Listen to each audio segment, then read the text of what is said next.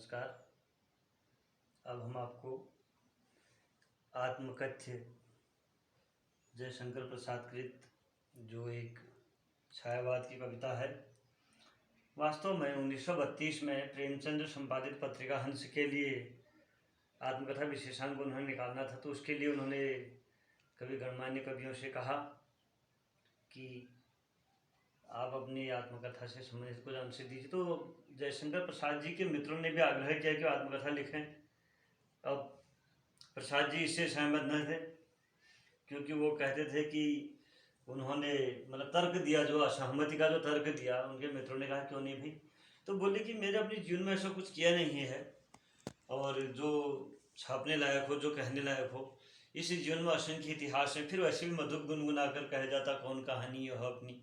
भौरा अपनी कहानी तो चलो कहता, हम ऐसा भौरे थोड़ी हैं। कौन मधुर अपनी कहानी स्वयं कह देता है। तो इस प्रकार से इसमें एक भाव है। और सबसे बड़ी बात क्या है, इस कविता में प्रसाद जी ने सहजता से यह स्वीकार किया है अपनी कमियों को, अपनी बातों को, अपने जीवन वृत्त के इतिहास को इसमें इस कविता में सहज ही स्वीकार किया है। ये उनका एक बहुत बड़ा जो है महान कवि की विनम्रता है और यथार्थ के साथ। और दूसरी बात यह है कि ये कविता जो है एक महान रोचकता को लिए हुए है, जिसमें छायावाद के अंश हैं, छायावाद के गुण हैं। क्योंकि बिंबों के सहारे उन्होंने बताया कि उनके जीवन की कथा एक सामान्य व्यक्ति की कथा है। तो इस कथा में उन्होंने आत्मकथ्य जो उनका जो छपा, वो आत्मकथा विशेषांक आत्मकथ्य कविता के नाम से प्रकाशित हुई। ये देखिए 1932 में प्रेमचंद, इसको दिखाइए, 1932 में प्रेमचंद संपादित पत्रिका हंस के आत्मकथा विशेषांक में आत्मकथ्य कविता प्रकाशित हुई थी। तो ये इस प्रकार से इनकी जो कविता का अंश निकला, उस अंश को वहाँ पर छापा गया। तो उसी में से जो प्रथम पद, हमने इसके 3 पद बना रखे हैं। आप पुस्तक में अगर देखना चाहें, हमने 3 पद बना रखे हैं। मधु गुनगुना कर कह जाता कौन कहानी, फिर किंतु कहीं ऐसा न हो कि तुम ही खाली करने वाले, फिर तीसरा पद बनाया है जिसके अरुण कपोलों की मत वाली सुंदर छाया में। तो तीनों के हम अलग अलग भाव, शब्दार्थ, काठिन्य निवारण, अनुकरण वाचन और आदर्श वाचन के साथ सस्वर वाचन करेंगे।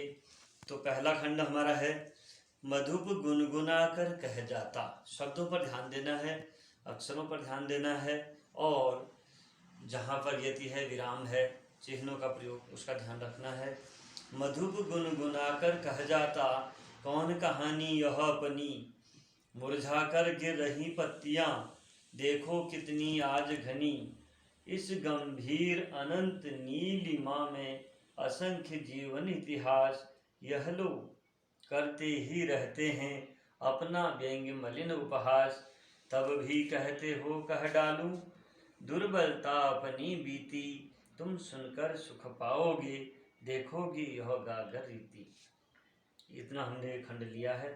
मधुप गुनगुना कर कह जाता कौन कहानी यह अपनी, मुरझा कर गिर रही पत्तियां देखो कितनी आज घनी, इस गंभीर अनंत नीलिमा में असंख्य जीवन इतिहास यह लोग करते ही रहते हैं अपना व्यंग्य मलिन उपहास, यह लोग करते ही रहते हैं अपना व्यंग्य मलिन उपहास, तब भी कहते हो कह डालूं, तब भी कहते हो कह डालूं दुर्बलता अपनी बीती, तुम सुनकर सुख पाओगे देखोगे यह गागर रीति,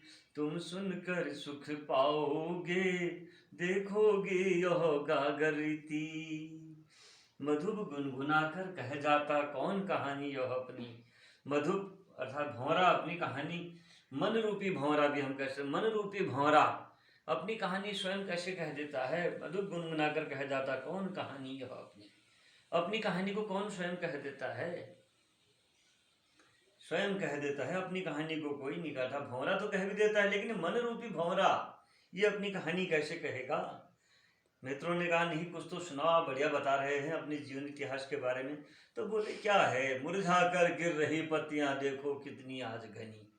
घनी अर्थात बहुत ज़्यादा, बहुत सारी पत्तियां, पुरानी पत्तियां जो है मुरझा कर आज गिर गई। जैसे पतझड़ आने पर पुरानी पत्तियां गिर जाती फिर नए को ऊपर आते। अर्थात मेरा जीवन क्या है, हमारा जीवन तो एक ऐसा जीवन है जिसमें घना जीवन है, जिसमें कुछ भी ऐसा नहीं है मुरझा करो पत्तियां आज क्या हो गई, गिर गया। अर्थात वो बातें आज समाप्त, उन बातों का समय नहीं रहा।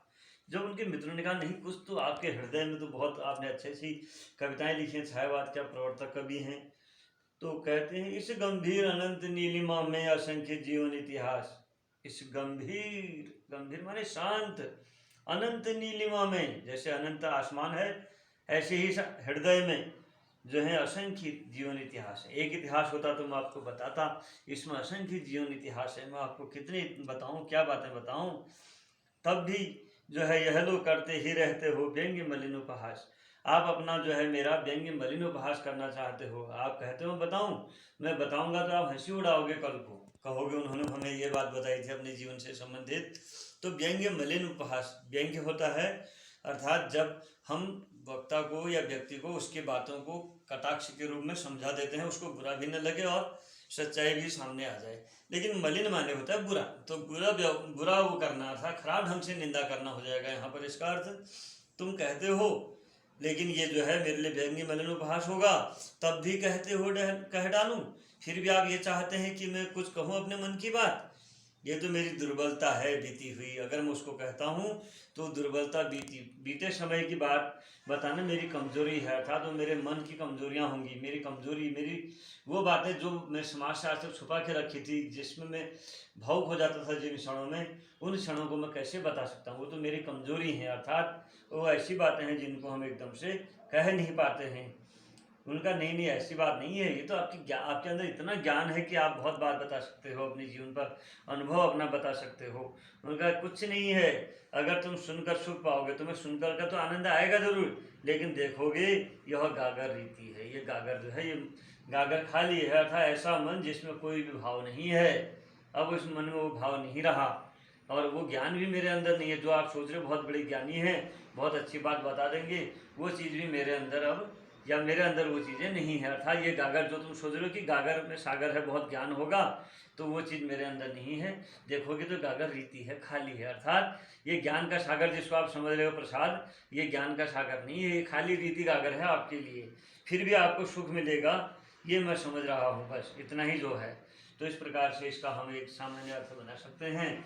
अब इसके कठिन निवारण की ओर चलते हैं। मधुप, मधुप माने मन रूपी भंवरा, अनंत नीलिमा अथा अंतहीन विस्तार, व्यंग्य मलिन बताया जैसे कि मैंने, खराब ढंग से निंदा करना। व्यंग्य माने होता है कटाक्ष, अर्थात अपनी बात को जो है कह देना और श्रोता को बुरा भी न लगे और बात की सच्चाई भी सामने आ जाए। तो व्यंग्य, मलिन माने होता है खराब, तो खराब ढंग से बात करना, निंदा करना। गागर रीति अर्थात ऐसा मन जिसमें कुछ भाव न हो, अर्थात खाली घड़ा, या जिसके अंदर कोई भावनात्मक कोई बात न हो, या जिसके पास ऐसी कोई बड़ी ज्ञान की बात न हो। तो इस प्रकार से इसमें और भी कठिन शब्द हो सकते हैं। आपको अगर कोई कठिन शब्द लगता है तो आप बताइए, करिए। अब हमें जो है मेरे व्हाट्सएप नंबर 9456393822 पर भी संपर्क कर सकते हैं, और आप चाहें तो वहीं पर कविता को पढ़ करके यूट्यूब चैनल में इसको आप वहीं पर लिख सकते हैं, ताकि हम उसको कर सकें, क्योंकि सुधार अपेक्षित है, संभावनाएं अपार हैं। आपने और हमने मिलकर के ही इसमें सुधार करना है। तो छायावाद के महान कवि जिन्होंने कामायनी जैसा महान ग्रंथ लिखा है, और बहुत ही शानदार कवि, जिनके द्वारा जो है स्वच्छ बात अपने, मतलब कवि की महानता यह है कि सरल हृदय से बिल्कुल अपनी बात को उन्होंने बड़े सहजता से स्वीकार किया है इस कविता में। बढ़िया कविता है, पढ़िएगा, आगे के अंकों को भी देखिएगा। सब हमारे अंक जो है आपके YouTube चैनल में क्रमशः सब हैं, केवल कविता के नाम से ही आप ढूंढेंगे तब भी मिल जाएगा। आप सभी सुखी रहें, निरोग रहें, स्वस्थ रहें। नमस्कार।